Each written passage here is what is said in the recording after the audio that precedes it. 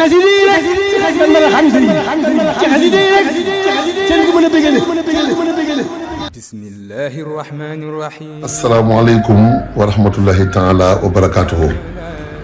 ñoo ngi fas yéene ci turu comité de pilotage bii taxawu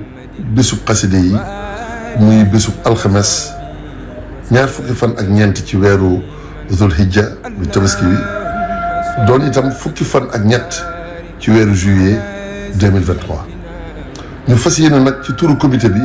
jottali loo xamante ne ndigalal Cheikh Mouhamadul Mountakha la mu wax ne itam ndigal lu ko ñor la lool mu bëgg taalibe yëpp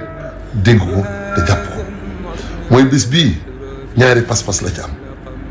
pas-pas bi njëkk mooy sant Seexul Xaddim pas-pasu ñaareel bi mooy fas yéene laxasaayuwaat soobu liggéeyal Serigne Touba da koy yeesal mu baax loolu kon mu tëjee ko fàttali loo xam ne saa su ne Cheikh Mouhamadou Mountakha daf koy wax nee na lu mat a fàggu Serigne Touba fàggu na ko te jubóo na ceeg borom lu mat a ñaan Serigne Touba ñaan na ko te boromam nangul na ko